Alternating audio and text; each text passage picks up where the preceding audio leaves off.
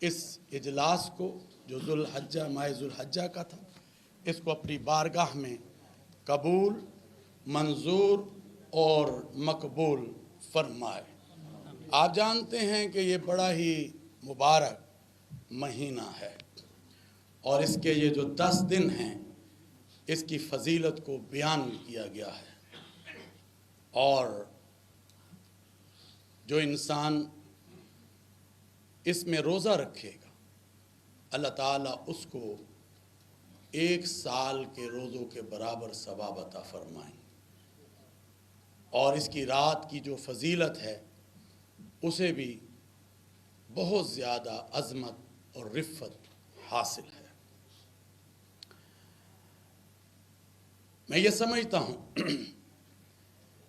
کہ آج ہمیں جو قربانی کی طرف یہ مہینہ لے کر جا رہا ہے، اور رسول اکرم نبی محتشم حضرت محمد الرسول اللہ صلی اللہ علیہ وسلم سے جب پوچھا گیا ما ھذی الاضاحی یا رسول اللہ، یہ قربانی کیا ہے، تو سرکار دو عالم امام الانبیاء حضرت محمد الرسول اللہ صلی اللہ علیہ وسلم نے فرمایا کہ قربانی میرے ابا ابراہیم علیہ السلام کی سنت ہے۔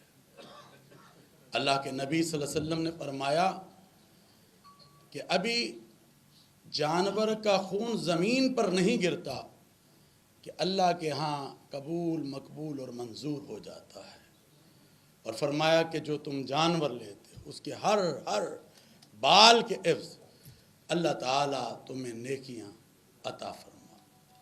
قرآن کیا کہتا ہے؟ لَن يَنَالَ اللَّهَ لُحُومُهَا وَلَا دِمَاؤُهَا وَلَٰكِن يَنَالُهُ التَّقْوَىٰ مِنكُمْ۔ اللہ کو تمہارا نہ گوشت پوجتا ہے نہ خون پوجتا۔ اللہ تعالیٰ کو تو اللہ تعالیٰ کیا دینا چاہتا؟ اللہ تمہارا تقویٰ دینا چاہتا۔ تو یہ میں اپنے ان تمام لوگوں کو کہوں گا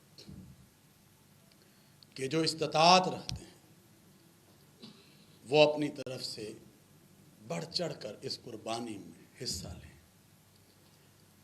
اور اچھے جانور لیں۔ اللہ تبارک و تعالی ان ایام کی برکات ہمیں نصیب فرمائے۔